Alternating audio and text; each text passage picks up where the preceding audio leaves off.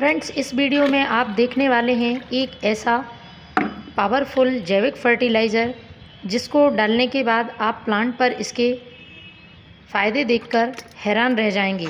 पौधे से जुड़ी जितनी भी समस्याएं हैं वो इस फर्टिलाइज़र को डालने के बाद ख़त्म हो जाएंगी और आपको किसी दूसरे फर्टिलाइज़र को डालने की ज़रूरत नहीं पड़ेगी। 1 महीने तक आपका ये फर्टिलाइज़र प्लांट पर लगातार ग्रोथ देगा और उसमें ढेरों फूल फल सब्जियां आएंगे।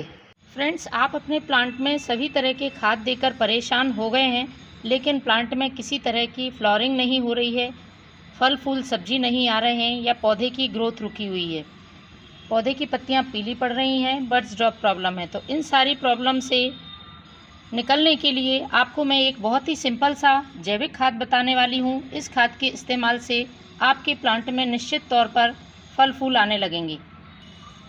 NPK के साथ साथ सभी माइक्रोन्यूट्रिएंट से भरपूर ये खाद आप अपने सभी प्लांट पर यूज़ कर सकते हैं। किसी तरह का कोई साइड इफ़ेक्ट नहीं है। बनाने का तरीका सिर्फ आपको जानना ज़रूरी है और उसकी क्वांटिटी को जानना ज़रूरी है कि प्लांट में किस तरह से डालना है। हम अपने प्लांट्स पर तरह तरह के बाज़ार के, घर के सभी तरह के फर्टिलाइज़र इस्तेमाल करते हैं, लेकिन हमें प्लांट पर वो फ़ायदा देखने को नहीं मिलता है जिसका हम सोचते हैं। तो ये जो फर्टिलाइज़र है ये पौधे में बहुत तेज़ी से ग्रोथ करता है और जब प्लांट में नई ग्रोथ होती है तो पौधे में फूल भी बहुत जल्दी आने लगते हैं।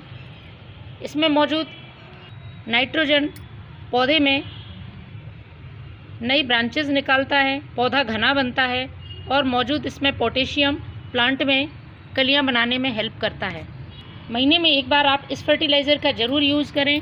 अभी बारिश का समय है, जब भी बारिश रुकी हो आप इस फर्टिलाइज़र को डालें और आप देखेंगे कि प्लांट में बहुत तेज़ी से इसका असर दिख रहा है। यदि आपने वेजिटेबल प्लांट लगाए हैं और सब्जी बनने से पहले ही फूल गिर जाता है, तब आप इस फर्टिलाइज़र का यूज़ कर सकते हैं। लेकिन फर्टिलाइज़र डालने से पहले इस बात का आपको ध्यान रखना है कि लगातार बारिश में पॉट का ड्रेनेज सिस्टम बिल्कुल सही रखें। यदि पानी भरा रहेगा तो प्लांट की जड़ें ख़राब हो जाएंगी। फिर आप इसमें किसी भी तरह का फर्टिलाइज़र यदि देते हैं तो वह प्लांट को फ़ायदा नहीं पहुंचाएगा। इसलिए पानी को रुका हुआ ना रहने दें सॉइल में। दूसरी ज़रूरी बात, फूलों वाले पौधों में यदि आपको ज़्यादा मात्रा में फूल चाहिए तो जब भी खिले हुए फूल सूखते हैं तो उनको आपको तुरंत हटाना है। इन फूलों को लगे रहने नहीं देना है। यदि ये लगे रहते हैं तो प्लांट अपनी सारी एनर्जी इन फूलों को सुखाने और गिराने में खर्च करता है और पौधे नए फूल नहीं खिला पाता है। फूलों वाले पौधों को सही धूप में रखना है। बारिश के दिनों में धूप कम ही निकलती है, इसलिए जितनी भी धूप निकलती है फूलों वाले पौधों को मिलना ज़रूरी है। जितनी अच्छी धूप मिलेगी प्लांट फ्लावरिंग भी उतनी ही अच्छी करेंगे। यदि आपके रोज़ प्लांट में फूलों का साइज़ बहुत छोटा है तब भी आप इस फर्टिलाइज़र का यूज़ करें। देखिए इस रोज़ प्लांट में कितनी मजबूत और कितनी बड़ी फ्लावरिंग हो रही है। अभी ये फूल पूरी तरह से खिला नहीं है, आधा खिला हुआ फूल भी कितना बड़ा है। तो आप इस तरह से अंदाज़ लगा सकते हैं कितनी बड़ी बड़ी साइज़ की फ्लावरिंग होने वाली है इस फर्टिलाइज़र को डालने के बाद।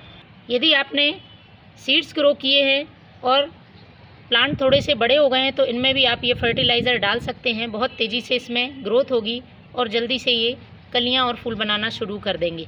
जब भी बारिश रुकी हो या आप फर्टिलाइज़र डाल रहे हैं तो उसके 1 दिन पहले आपको प्लांट की अच्छी तरह से गुड़ाई ज़रूर करनी है। मिट्टी की जितनी अच्छी गुड़ाई करेंगे आप, प्लांट की जड़ें उतनी ही अच्छी विकसित होंगी और पौधा बहुत मजबूती से विकास करेगा। और जो भी फर्टिलाइज़र हम डालेंगे जड़ें बहुत जल्दी अवशोषित कर लेंगी और प्लांट पर इसका फ़ायदा बहुत जल्दी देखने को मिलेगा।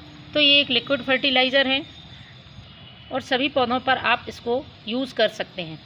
तो फ्रेंड्स, आप मेरे हाथ में देख रहे हैं ये हैं उपले, जिन्हें हम कंडे भी बोलते हैं और ये आसानी से आपके आसपास ही आपको उपलब्ध हो जाएंगे। बस ध्यान इस बात का रखना है कि हमें ये पुराने गोबर के कंडे का इस्तेमाल करना है। आप अपने प्लांट्स की संख्या के हिसाब से कम ज़्यादा कंडे ले सकते हैं। मैंने 3 कंडों का इस्तेमाल किया है। पोषक तत्वों से भरपूर ये कंडे प्लांट में बहुत तेज़ी से ग्रोथ को लाते हैं और यदि आपका प्लांट फ्लावरिंग नहीं कर रहा है तो उसको भी लाने में मदद करते हैं। तो इन कंडों को आपको तकरीबन 10 लीटर पानी में भिगा के रखना है। 10 लीटर पानी में आप इन कंडों के लिए 2 दिन भिगा कर रखेंगे। तो कंडों को जब भी आप भिगा कर रखते हैं तो कुछ वजन से आपको इनको दबा देना होगा, क्योंकि ये कंडे इस तरह से तैर जाते हैं। तो 2 दिन पहले मैंने ये कंडे भिगा कर रखे थे, तो देखिए कुछ इस तरह से गल गए हैं। और इन कंडों को भी आपको फेंकना नहीं है। फ़िलहाल की स्थिति में हम यूज़ करेंगे इस लिक्विड का। इन कंडों को हटाकर हम एक तरफ रख देंगे और इनका यूज़ हमें कंपोस्ट में करना है। बहुत ही अच्छा इनका कंपोस्ट बनता है और वह भी प्लांट के लिए पोषक तत्वों से भरपूर होता है। मैं इन कंडों को हटा देती हूँ और आपको ये देखिए इस तरह से चेक कर लेना है, कंडा पूरी तरह से गल जाना चाहिए। यदि नहीं गला है तो 1 दिन और आप बढ़ा दें, 3 दिन के लिए रख दें। मेरे ये जो कंडे हैं वो पूरी अच्छी तरह से गल गए हैं, एकदम देखिए सॉफ्ट हो गए हैं।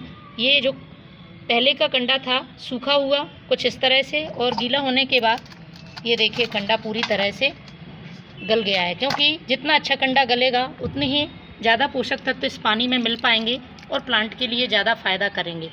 तो इस तरह से आपको मैंने ये 3 कंडे गलाए थे, तो तीनों कंडे मैंने निकाल लिए हैं। ये लिक्विड तैयार है प्लांट में डालने के लिए, लेकिन आपको डायरेक्ट इसे सॉइल में यूज़ नहीं करना है। इसमें पहले हमें सादा पानी मिलाना होगा। तो जितना भाग आप फर्टिलाइज़र का यूज़ कर रहे हैं उसका 5 भाग आपको पानी मिलाना होगा, उसके बाद ही प्लांट पर यूज़ करना है। तो फ्रेंड्स, पोषक तत्वों से भरपूर एक बेहतरीन लिक्विड फर्टिलाइज़र बनकर तैयार हुआ है। इसे आपको अपने प्लांट की सॉइल में पॉट की साइज़ के हिसाब से डालना है और महीने में 1 बार इसका आप ज़रूर यूज़ करें। बस इस बात का ध्यान रखना है आपको, तेज़ धूप में आपको इसको नहीं डालना है, ठंडक के मौसम में डालना है। चाहे तो आप सुबह इसका यूज़ करें या शाम को यूज़ करें, और लगातार बारिश में भी इसका यूज़ नहीं करना है। Thank you.